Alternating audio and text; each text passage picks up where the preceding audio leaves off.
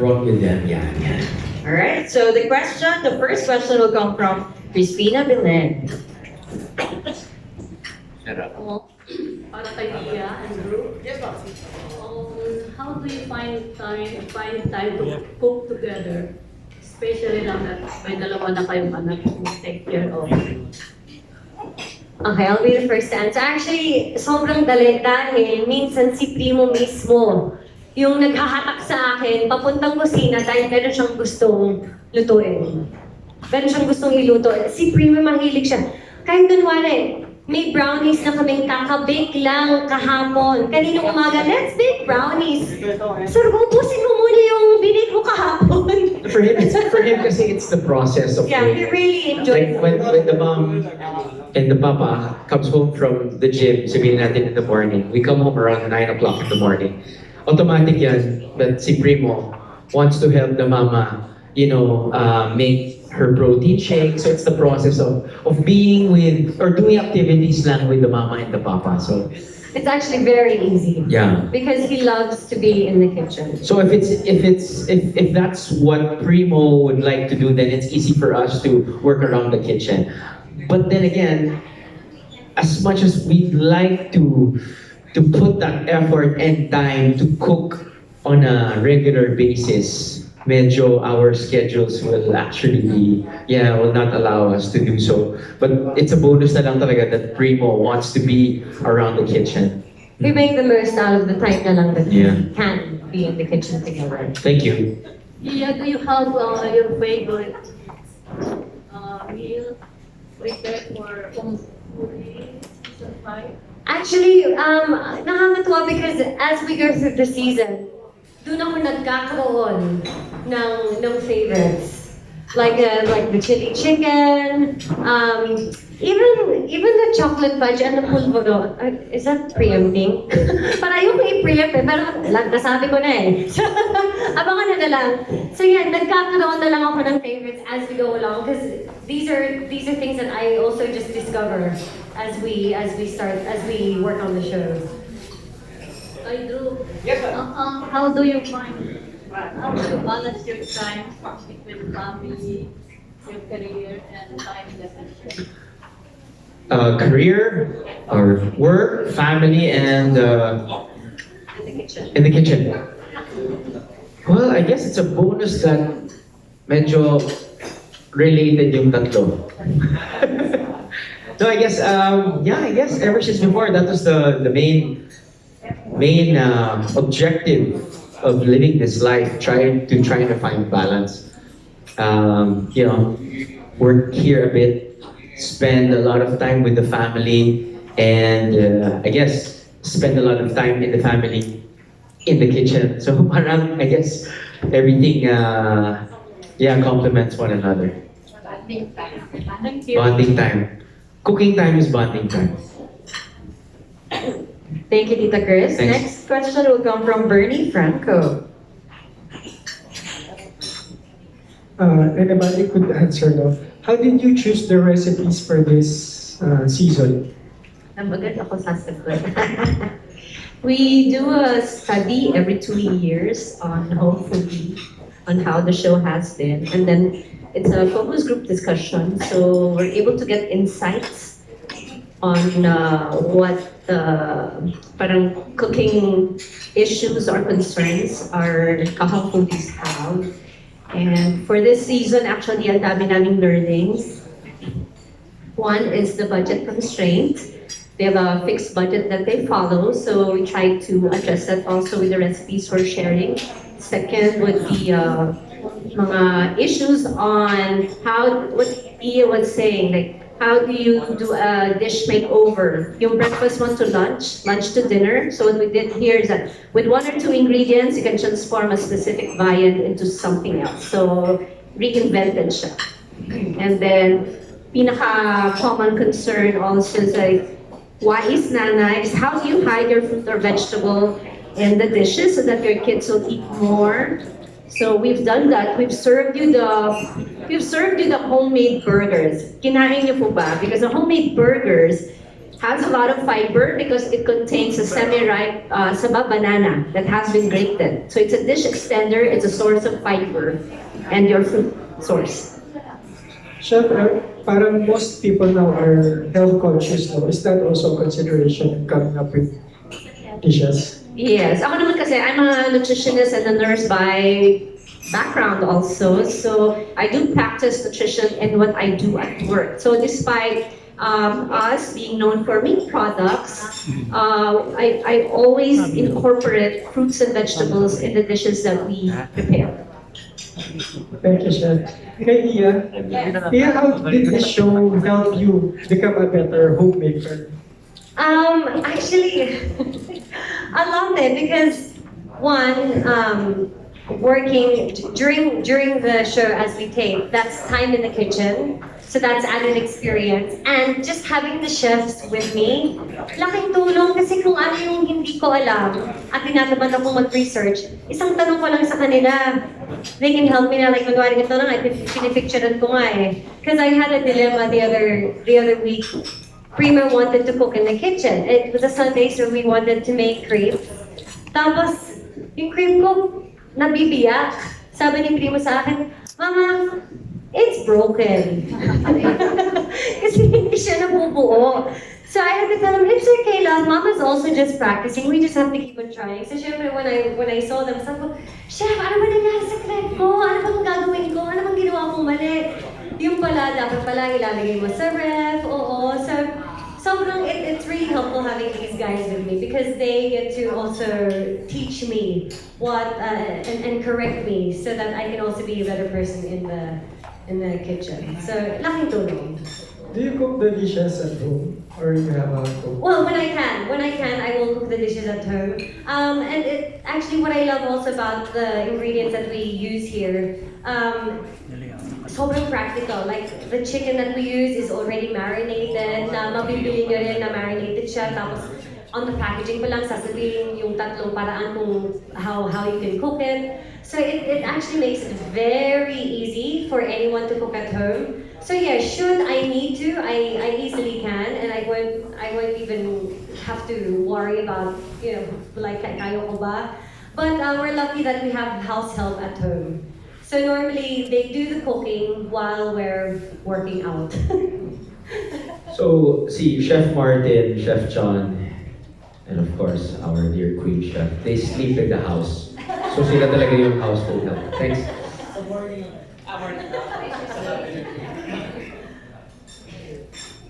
Drew, you think Iya has become a better cook because of this? A better human being. I guess. No. I mean, seriously, we joke about it all the time. Before kasi parang... Siya po. Happy wife, happy life. And I remember we were discussing, because before talaga, ever since she was a kid, sabi ng mom niya na parang, ever since before, yeah, she'd love to, bake, prepare desserts. And a few years back, probably like 2 or 3 or 4 years ago, she tried to make Gulaman.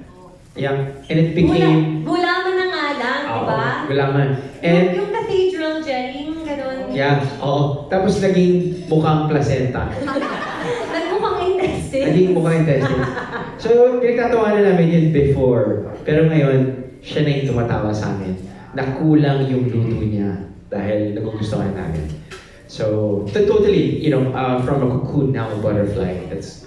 At saka, I'm also super loving it, even if I make mistakes along the way. But really, that's really how you learn, di ba? You don't start something and then you excel it right Oh, away. sorry. Ay, grabe ka. Ikaw na. So it's really something, I still make mistakes along the way, but that's also how I learn. So yes, I'm really enjoying it, and it really helps that Primo loves to also be in the kitchen. So even if I get lazy, wala eh. If he wants to be in the kitchen, I will get up onto my feet and I will be in the kitchen with him because that's his opportunity to learn something also. So yeah, I'm totally loving my time in the kitchen now. Speaking of Primo, no, kasi, did this show also help you come up with dishes na kid-friendly considering you have two kids na alam naman natin mga Yes. kids, they are picky Yes. when it comes to food. It has helped a lot, especially because I know, well, we know what Primo looks for. Kung ano yung mga naging favorites niya, you know, he loves crunchy food. And so, you know, as we take the season, it's like, ito pala chef, I can do this pala, o ano, hindi ko naisip na dapat nga, I should also try changing it up by adding breadcrumbs para maiba lang siya. So yeah. We're a bit lucky though when it comes to vegetables. He loves colorful food, so carrots, broccoli. And yes, maswerte kami kay Primo because he's game to try. Yeah. Even if it's green, if it's orange, even if it's a vegetable, Right. walang negative sa kanya na gulay. Ikwento ko daw, when we had our taping for the burgers, ano yun, Primo approved. Pinatikim ni Iya eh. Nagustuhan naman yun. Thank you so much, Bernie. Next naman po is Tita Linda. Si Chef Jan and the other chef, Chef Martin. Nagtaka lang ako kasi from the start, parang more on chicken, beef, and pork yung tinatak nyo sa home foodie. Mas mahirap ba kung mga fish recipes ang gagawin nyo? Well, actually, hindi naman siya mahirap pag fish recipes. And a few seasons ago, we did have fish recipes. Ngayon kasi, meron kaming liberty to try out recipes kung ano yung hinihingi ng mga na-interview ni Doggy Drew. So, most of them, since available lang chicken, pork, tsaka yun, envelope yun yung mga recipes na tinarget namin in this space. Plus favorite ko chicken. Pwede nyo kayang sa susunod na mga season is mag-revive naman kayo na all-time Filipino dishes, yung favorite like adobo or lawin or sisig. With a twist. Or with a twist sa magaling Chef John. Chef John. Yeah, Chef Jan. Actually kasi, nag-focus kasi kami dun sa mga gusto, yung mga needs ng mga nakausap sa FGD. So, more on, yun nga, needs sila, nasabi nila, kailangan nila ng more protein, ganyan. So, doon kami nag-focus ngayong season na to. Kaya, pero, sa recipes naman namin, as much as possible, gusto rin namin silang samahan na syempre, dapat meron din fish, meron din yan. Pero, for this season kasi, yun nga, nag-focus muna kami dun sa mga needs nung nakausap sa FGD. And I'm just curious, ano yung connect nung na yung venue, yung background is yung the mountain ranges of Gulaman? Bakit doon yung pinunan? Well, we have to think of something different for season 5, and going out of the kitchen is one. Kasi lagi na lang po nakikita yung culinary center kitchen. Although meron pa rin naman siya sa season 5. But yung ambiance sa ibang lugar, like the Tanay area, sobrang refreshing, not just for the viewers, but for us also na nagtatalent sa home foodie. Iba yung dating niya, sobrang mas ganado rin kami mag-cooking demo, mag-taping nung time na yun. Okay, thank you. Thank you, Tita Linda. Next po is Tito Nestor. Hi. Well, I must say that the dishes presented today are all very delicious, very commendable. I must say that we had a wonderful lunch. Sarap naman. Are these the dishes that are going to be featured in the next season? Yes. So how did you come up with this lineup, with this repertoire of nice dishes? Okay, it was a long thought process in preparation for season 5. As I've mentioned, we conducted a focus group discussion with watchers and non-watchers of Home Foodie. And then from there, we got their concerns. I summarized this and strategized with my team on what dishes to, what theme concepts and dishes to prepare. So sabi ko nga po, like, hindi pa rin nawawala the restaurant-inspired and classics with twists. You'll still see that in all seasons siguro of Home Foodie forever and ever. But ang mga dagdag is like, ano yung challenges ng regular homemaker na yon? Ano ang pinaka-pressing concern nila? And we found out, hindi pa rin nawawala yung kunyari pagbaon sa kids. Paano mo sila pakainin ng mas marami? Paano mag-fit sa budget? Usong-uso rin ngayon yung pecha de peligro sa mga young ones, yung mga empleyado. So, we came up with dishes na actually maso-surprise kayo. Like, I would say, I'm very proud and this was developed by my chef supervisor. The tokwa and TJ, who would ever think tokwa fits perfectly with the tokat baboy na sauce? But we use hot dogs instead of pork.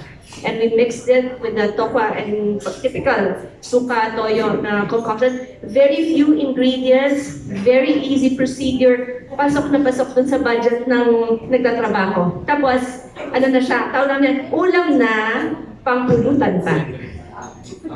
If someone or like myself would prepare these dishes at home, are they easily, readily available from the market, from the shelves? Can I buy a packet, for instance, that I could transform into your nice hamburger? Yes po. Yes, actually, like, homemade burger, yung kanina sa lunch, pork siya, mix siya, sir. So, marinated. Available siya. Yes, Monterey Meat Shop. So, available siya. Mabibili mo siya na ng season na. So, actually, nagdagdag lang tayo ng vegetables na para din nga sa mga kids. Tapos, naglagay kami saba. Actually, meron pong saba yung homemade burger. Yes, may saba. Matamis. Grated po siya, na-boiled and grated, then minood lang to burgers, tapos yun. Kaya sobrang dali niya kasi available siya sa lahat ng Monterey Meat Shops. And yung other namin products is available sa all supermarkets naman and leading groceries. So, madali-madali lang siya makuha. Drew and Iya, you have the most enviable jobs in the world. One of the most enviable jobs in the industry and in this society, if I may say. No, so do you think bakit kaingit-ingit yung inyong trabaho? You're fed well, you work in good surroundings, you are not exposed to the elements. You travel for free. Unlike actors, you travel for free and get all the perks at the same time. That's very true, Tito Nestor. I'm a lucky duck. I am a lucky duck. No, really. We were discussing about this. I guess if you, I don't know. Yes, definitely it is luck. But if you also have that mindset of not just thinking about money, and it's not the priority. It shouldn't be the priority. The priority should be happiness. And then the universe will just, present itself to you. And I guess parang ever since before, the priority is to have a happy household, make a decent living. Naging bonus lang na napadpad ako 15 years ago with a travel show. So we've been doing it every week for the past 15 years. So that's become constant. And then, of course, who doesn't love to host a cooking show and work with fellow dedicated and really, well-rounded chefs? Really, so it's been 5 years and we're just really happy to be. It doesn't really feel like work, diba? You know what they say. So yes, we're very lucky, and we still don't know why we're very lucky. Maybe. We must be doing something right There. to have to be in our situation and our position. So Yeah. we're just very thankful. He is very thankful. I'm very. I'm envious of his. You like this job more than being an actor? Well, there's different satisfaction that comes from both. But in terms of where I am in life as a mom of two, I feel that this is probably healthier for me and more doable. Because at least hindi ako napupuyat, I can still be there with my children, do things with them. Yeah, for where I am in life right now, I think hosting is probably what's more suitable for me and my family. Okay, thank you. Thank you so much.